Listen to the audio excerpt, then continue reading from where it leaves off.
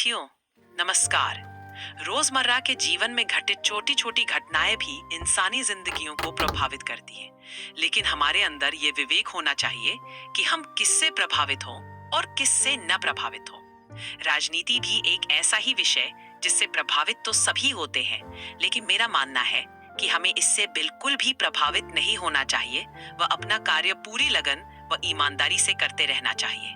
सत्ता चाहे किसी की हो, सरकारें आती रहेंगी, जाती रहेंगी, लेकिन इसकी वजह से आपसी भाईचारा व सौहार्द में कोई कमी ना आए, इसका पूरा ध्यान रखना भी हमारी ही जिम्मेदारी है। और ये हम कर सकते हैं सभी के विचारों का सम्मान करके। राजनीतिक पूर्वाग्रहों के चलते कई नजदीकी रिश्तों में खटास का अनुभव हम सबने अवश्य किया होगा। अभी ताजा मामला है उत्तर प्रदेश सरकार में मंत्री रह चुके पति पत्नी के संबंधों में आई दरार की खबरें। बात तलाक तक पहुंच गई है, लेकिन अंतस को झकझोरती है निराशाजनक परिस्थितियों का शिकार बने कुछ लोगों द्वारा आत्महत्या किए जाने की खबरें देख सुनकर। अभी हाल ही में एक जूता व्यापारी की आत्महत्या की खबर किसी को भी विचलित करने के लिए काफी है, और इन्हीं दुखद घटनाओं से उपजी है यह कहानी, जिसके जरिए मैंने अपनी बात कहने का प्रयास किया है। उम्मीद है इसे आप एक आम नागरिक के नजरिए से पढ़कर अपनी बेबाक टिप्पणी से अपने मनोभाव स्पष्ट कर लेखनी को सार्थक करेंगे। वह युवा सोशल मीडिया पर एक जाना पहचाना नाम बन गया था। लोगों तक पहुंचकर जन समस्याओं की पड़ताल करना और सरकार के बारे में उनकी राय सोशल मीडिया पर ज्यों की त्यों दिखाना उसका कार्य था।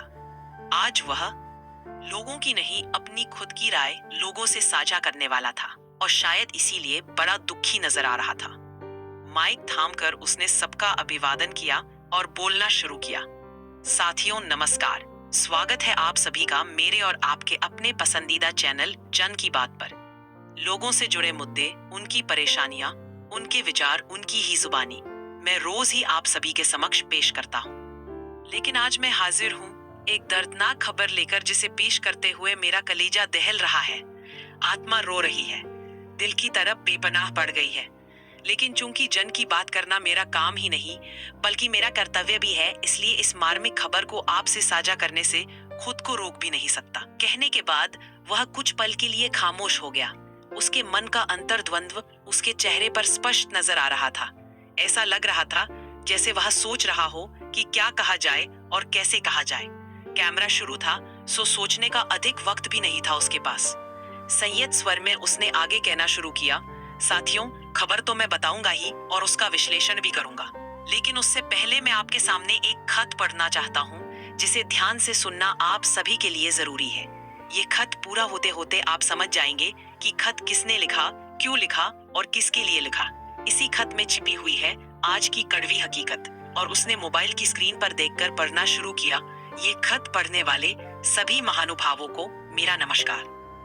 मेरा नाम पंकज। काश कि मैं इसके आगे है लिख पाता, क्योंकि मुझे पता है जब यह खत आप पढ़ रहे होंगे मैं था यानी भूतकाल हो चुका होऊंगा, जा चुका होऊंगा इस स्वार्थी झूठी मक्कार दुनिया से, दूर नील गगन में सितारों की रंगीन दुनिया में, जहां ना होगी भूख, ना बेबसी और न ही अमीर गरीब के बीच खींची गई बेतरतीब लकीर।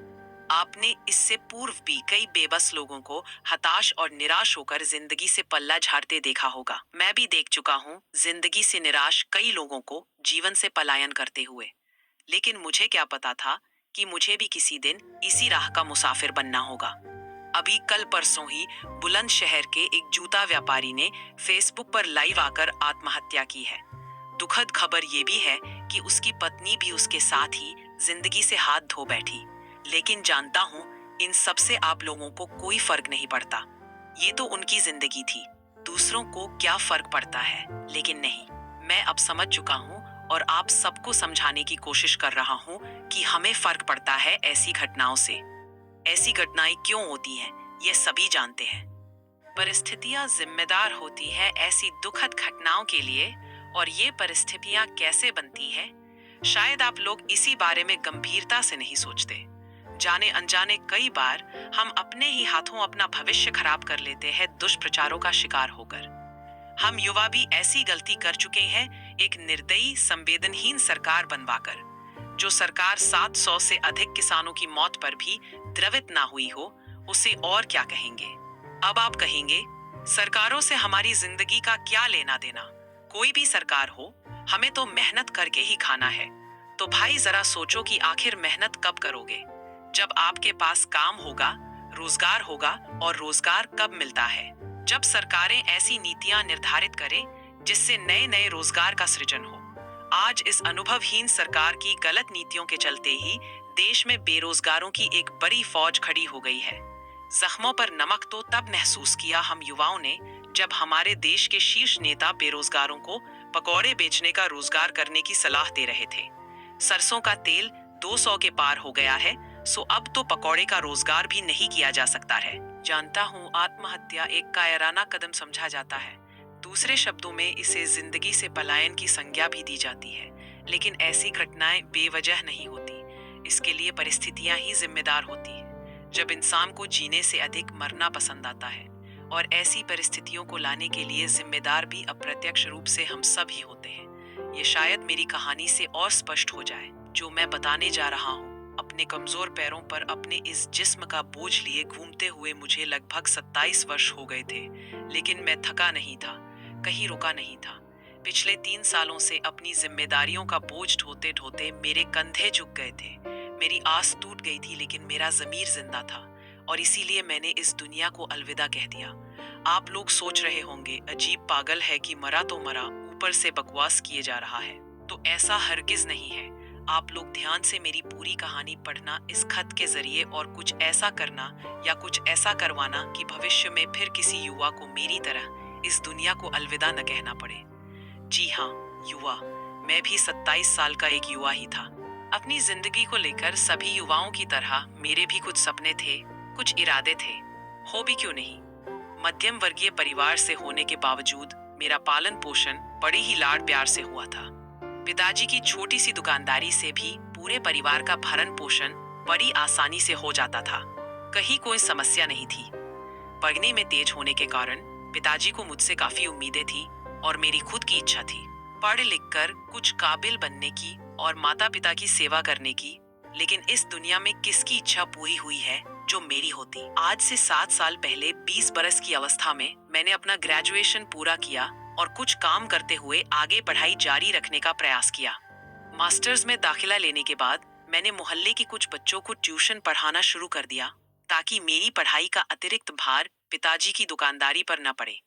आम चुनावों के बाद सत्ता परिवर्तन से देश में उत्साह का वातावरण था, लेकिन वास्तविक हालात इस उत्साह से परे काफी कठिन नजर आ रहे थे। अचानक निर्माण क्षेत्र से जुड़ा व्यवसाय मानो थम सा गया था, जिसका व्यापक असर अन्य क्षेत्रों से जुड़े व्यवसायों व नौकरियों पर भी पड़ा। दिहाड़ी मजदूरों के शहरों से गांवों में पलायन की खबरें अखबारों की सुर्खियां बन रही थी, लेकिन समाज का हर वर्ग सम्मोहन की स्थिति में सत्ताधारी पक्ष का प्रबल समर्थक बना रहा। मुझ सहित देश का हर युवा सत्ताधारी पक्ष व उसकी नीतियों का प्रबल समर्थक था। यह वह दौर था जब ऑनलाइन व्यवसायों का विकास चरम पर था और धीरे धीरे दुकानदारी चौपट हो रही थी। यह विडंबना ही थी कि विपक्ष में रहते हुए छोटे दुकानदारों के भविष्य को लेकर विदेशी निवेश का विरोध करने वाली पार्टी सत्ता मिलते ही 100% विदेशी निवेश की सबसे बड़ी पक्षधर बन गई थी। ढेरों मुसीबतें सहन करके भी काले धन की सफाई के नाम पर किए गए नोटबंदी का जनता ने दिल से स्वागत किया। उम्मीद तो यही थी कि जैसा प्रचारित किया जा रहा है, एक दिन वह सच हो जाएगा, लेकिन ऐसा कुछ नहीं हुआ। अलबत्ता अखबारों में कतारों में खड़े कई देशवासियों की मृत्यु की खबरों से सीना छलनी हो गया, लेकिन अच्छे दिनों के दिवा स्वप्न के भ्रमजाल में उलझे। सभी देशवासियों की तरह मैं और मेरे युवा साथी लगातार सरकारी नीतियों के समर्थक बने रहे। इसी बीच संसद की घमाघमी में एक दिन कर सुधारों के लिए अपेक्षित जीएसटी कानून को भी लागू कर दिया गया। इसके प्रावधानों से पूर्णतः अनजान जनमानस पक्ष विपक्ष की रस्साकशी के बीच अनावश्यक रूप से डरता रहा। नोटबंदी की मार झेल रहे छोटे और मझोले व्यवसायी जीएसटी नाम का हवा समक्ष देखकर बुरी तरह से टूट गए। विपक्ष ने भी लोगों को जीएसटी के नाम से डराने में कोई कसर नहीं छोड़ी। इन सब से प्रभावित होने वाले लाखों व्यवसायियों में से मेरे पिताजी भी एक थे। उनकी छोटी सी ऑटो पार्ट्स की दुकानदारी के प्रभावित होने की एक बड़ी वजह और भी थी।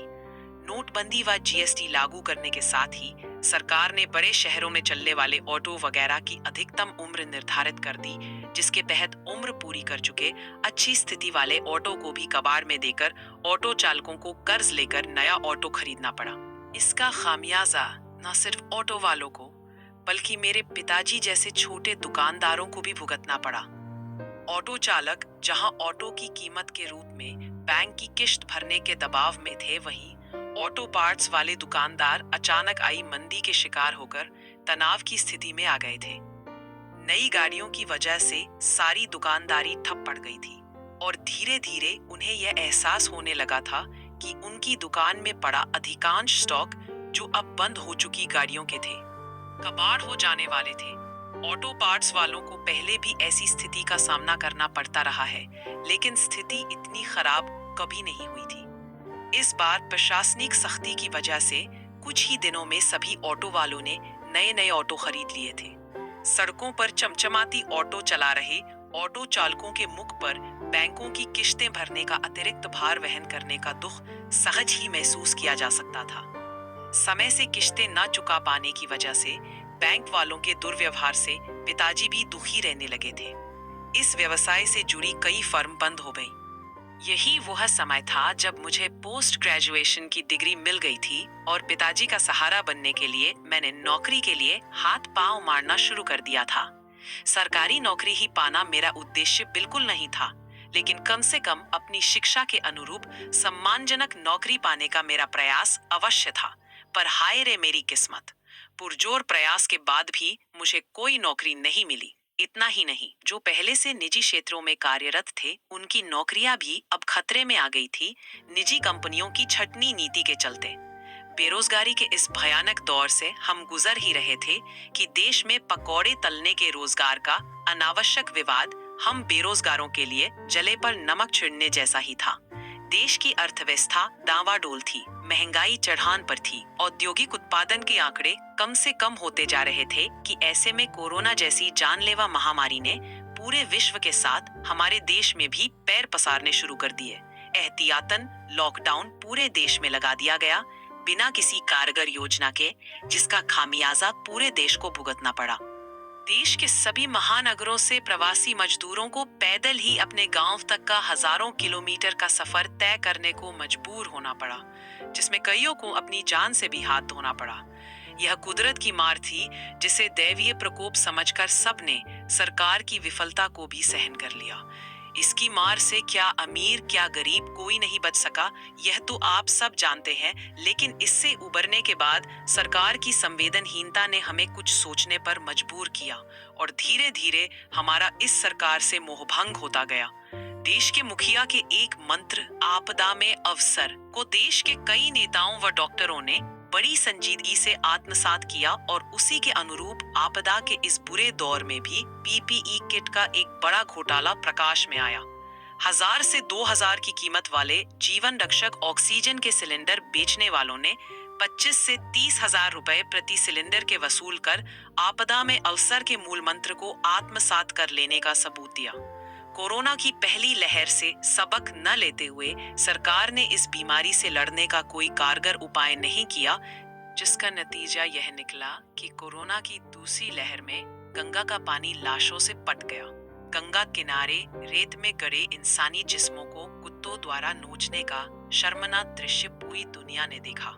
सभ्यता, संस्कृति व धर्म की दुहाई देने वाली यह सरकार जीते जी अपने नागरिकों को इलाज की सुविधा तो नहीं ही उपलब्ध करा पाई, मरने के बाद कईयों को चिता की अग्नि भी नसीब ना हुई। सब कुछ ठीक होने जा ही रहा था कि कोरोना का नया दौर फिर शुरू हो गया।